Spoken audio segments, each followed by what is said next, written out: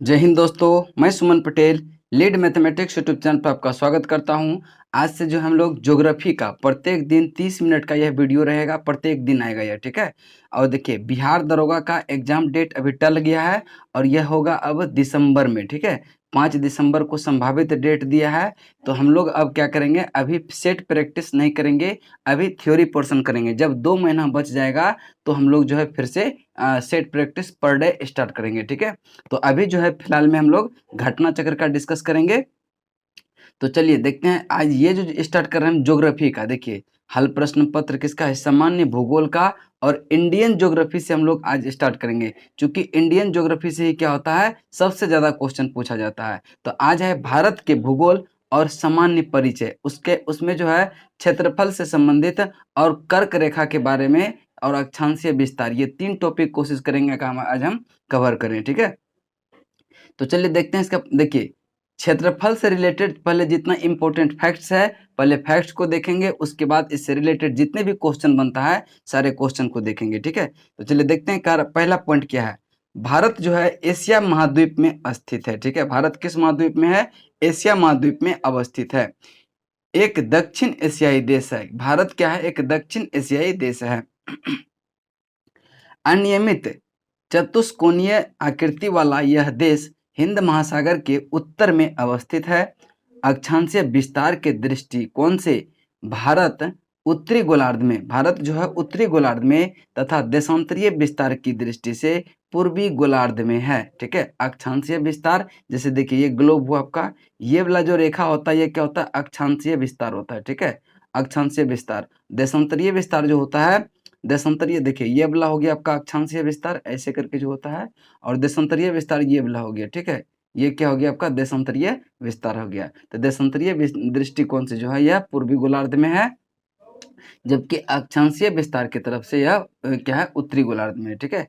ध्यान में रखेंगे। भारत जो है विश्व में क्षेत्रफल की दृष्टि से 7वां बड़ा देश है। भारत विश्व में क्षेत्रफल की दृष्टि से 7वां बड़ा देश है। रूस पहला है, सबसे बड़ा जो क्षेत्रफल की दृष्टि से रूस है, उसके बाद कनाडा, अमेरिका, चीन, ब्राजील, ऑस्ट्रेलिया के बाद उसके बाद जो है जनसंख्या की दृष्टि से दूसरा, यानी पहला नंबर पर जो है जनसंख्या पूरा विश्व में सबसे ज्यादा कहाँ है, चीन में है। दूसरे स्थान भारत पर है, भारत का है।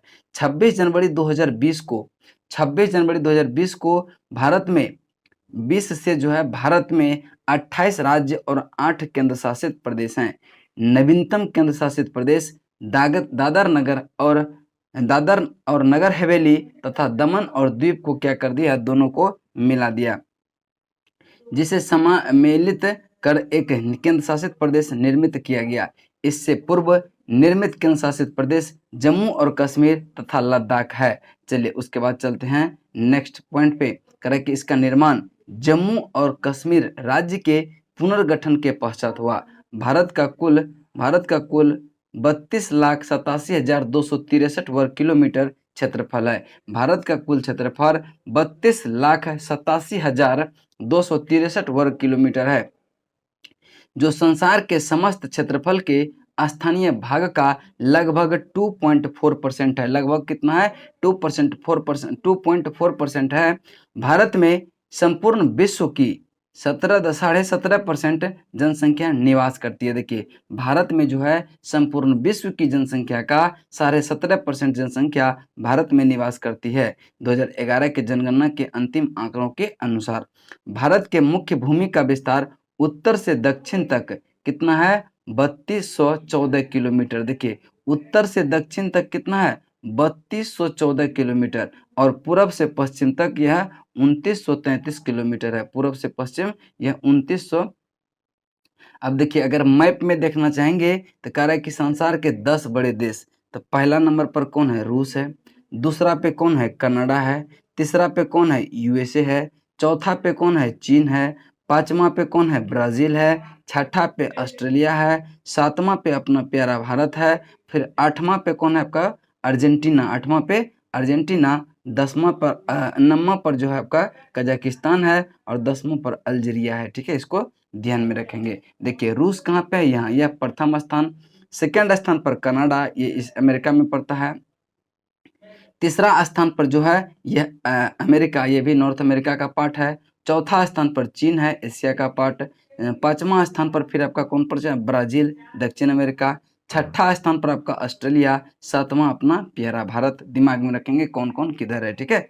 चलिए नेक्स्ट चलते हैं। आपका अगला पॉइंट कह रहा है कि भारत के कुल क्षेत्रफल 32,87,263 वर्ग किलोमीटर में गैर कानूनी ढंग से पाकिस्तान के कब्जे वाला 78,114 वर्ग किलोमीटर क्षेत्र, पाकिस्तान द्वारा गैर कानूनी ढंग से चीन को दिया गया 5,180 वर्ग किलोमीटर क्षेत्र तथा गैर कानूनी ढंग से चीन के कब्जे में 37,555 वर्ग किलोमीटर क्षेत्र शामिल है।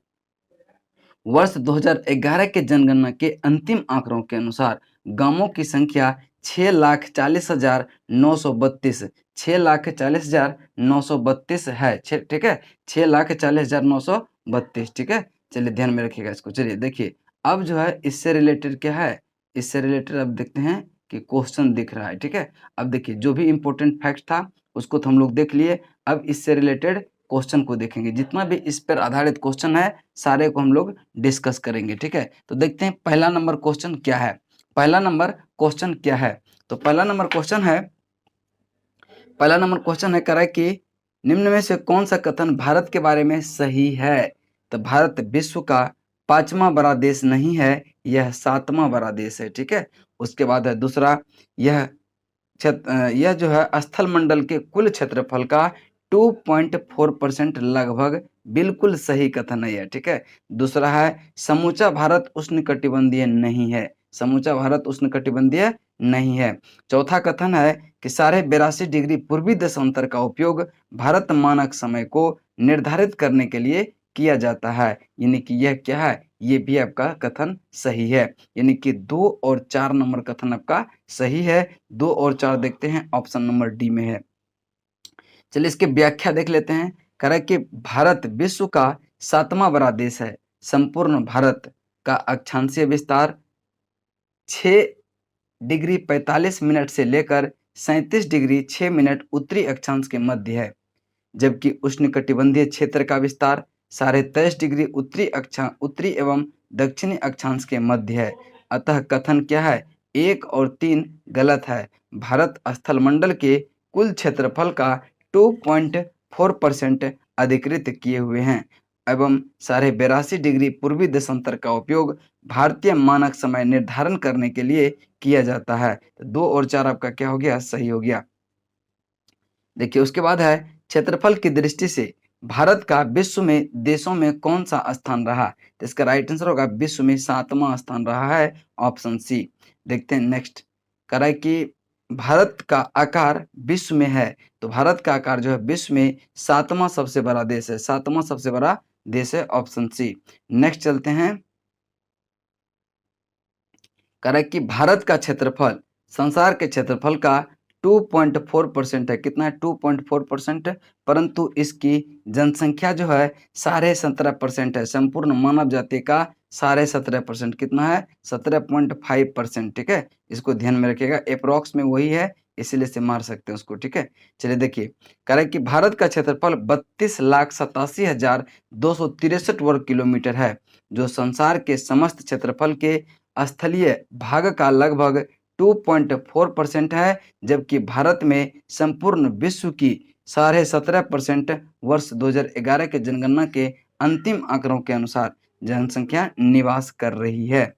चलते हैं अगले प्रश्न की तरफ। कह रहा है कि भारतवर्ष में लगभग कितने गांव हैं, भारतवर्ष में लगभग कितने गांव हैं, तभी बताए थे भारतवर्ष में 6,40,932 गांव हैं, ठीक है। इसमें कोई ऑप्शन नहीं है, तो आप इसको डी टिक करेंगे, इनमें से कोई नहीं। देखिए वर्ष 2011 के जनगणना के अंतिम आंकड़ों के अनुसार भारत में गांवों की संख्या 6,40,932 6,40,932 है, ठीक है। चलिए उसके बाद चलते हैं क्वेश्चन नंबर 6। कह रहा है कि निम्नलिखित जोड़ों में से कौन सा जोड़ा सही नहीं है, निम्नलिखित जोड़ों में से कौन सा जोड़ा सही नहीं है। तो पहला नंबर देखते हैं क्या है। कह रहा है कि भारत का कुल क्षेत्रफल 3.28 मिलियन वर्ग किलोमीटर है, यह कथन आपका सही है। नेक्स्ट दूसरा कथन, करेक्ट कि यह इसका अक्षांशीय विस्तार 6 degree 4 minute 6 degree 4 minute 8 degree 4 minute से लेकर 37 डिग्री 6 मिनट तक है। देखिए भारत का जो अक्षांशीय विस्तार है यह 8 डिग्री 4 मिनट से 37 डिग्री 6 मिनट तक है, ये भी आपका सही है। दूसरा है रेखांकीय विस्तार 68 डिग्री 7 मिनट से 97-25 तक, ये भी सही है। भारत में कुल राज्यों की संख्या 26 नहीं है, कुल राज्यों की संख्या 28 है। कितना है? 28 है और 8 केंद्र शासित प्रदेश है। करेक्ट कौन सा गलत है? तो गलत आपका ऑप्शन नंबर डी हो जाएगा। नेक्स्ट देखते हैं इसकी व्याख्या। करेक्ट कि भारत का भौगोलिक क्षेत्रफल लगभग 3.2 मिलियन वर्ग किलोमीटर है। कितना है? लगभग 3.28 मिलियन वर्ग किलोमीटर। इसके मुख्य भूमि का अक्षांशीय विस्तार 8 डिग्री यानी कि 8 डिग्री 4 मिनट उत्तरी अक्षांशीय, 37 डिग्री 6 मिनट उत्तरी अक्षांशीय। देशांतरीय विस्तार अगर कहें तो 68 डिग्री 7 मिनट पूर्व से 97-25 डिग्री पूर्व तक फैला हुआ है। 26 जनवरी 2020 से भारत में जो है 28 राज्य और 8 केंद्र शासित प्रदेश हैं। नवीनतम केंद्र शासित प्रदेश जो है वह दादर नगर और दमन द्वीप को एक करके बनाया गया है। ठीक है, चलिए उसके बाद चलते हैं 7 नंबर। कराए कि निम्नलिखित में से कथनों पर कौन सा कथन जो है असत्य है? कौन सा कथन असत्य है? तो पहला कथन देखेंगे, भारत विश्व का 7वां बड़ा देश है, बिल्कुल सही है।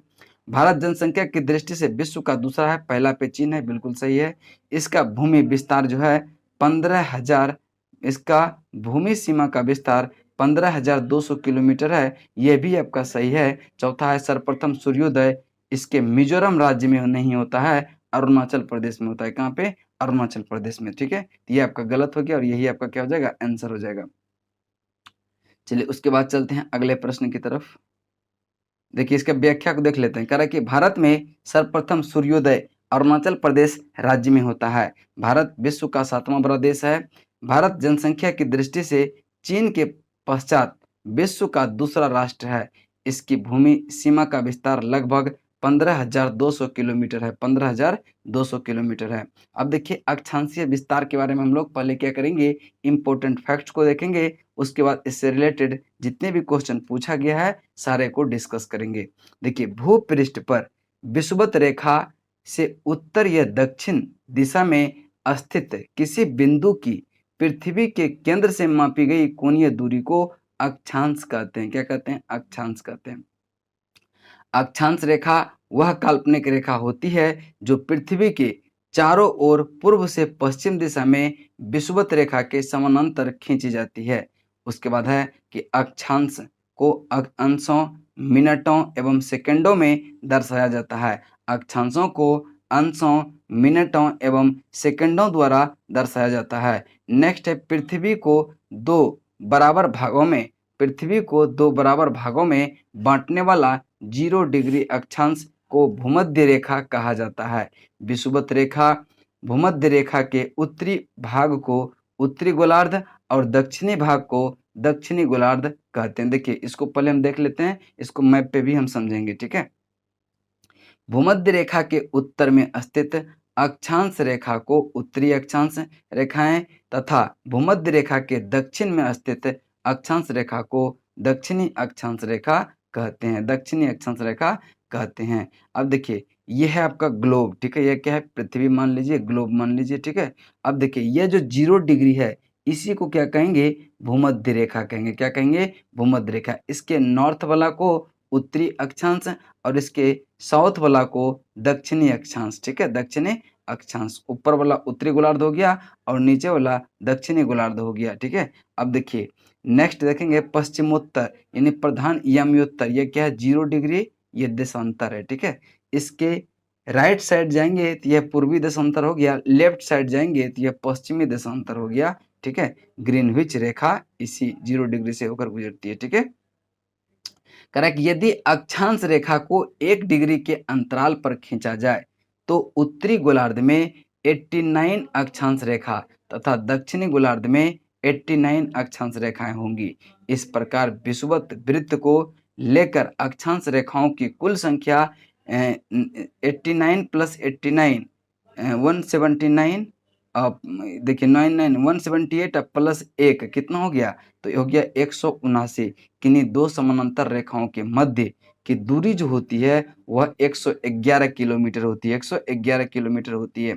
नेक्स्ट है कि भूपृष्ठ पर उत्तरी ध्रुव एवं दक्षिणी ध्रुव को मिलाने वाली काल्पनिक रेखा जो पृथ्वी के दो बराबर भागों में बांटती है को प्रधान याम्योत्तर रेखा कहते हैं, यानी ग्रीनविच मीन टाइम GMT भी कहते हैं। यह रेखा लंदन ग्रीनविच शहर से गुजरती है। प्रधान याम्योत्तर रेखा 0 डिग्री देशांतर भी कहा जाता है। ठीक है, उसके बाद है प्रधान याम्योत्तर के पूर्व एवं पश्चिम में उत्तरी ध्रुव एवं दक्षिणी ध्रुव को मिलाने वाली काल्पनिक रेखा को देशांतर रेखा कहा जाता है। देशांतर रेखा समांतर नहीं होती है। ध्रुवों से विषुवत रेखा की ओर बढ़ने पर जो है देशांतर रेखाओं के मध्य की दूरी बढ़ती जाती है। विषुवत रेखा पर देशांतर रेखा के बीच अधिकतम 111.33 किलोमीटर की दूरी होती है। चलते हैं अगले प्रश्न की तरफ। कह रहा है कि भारत जो है पूर्णतः उत्तरी गोलार्ध में अवस्थित है। भारत कहाँ है?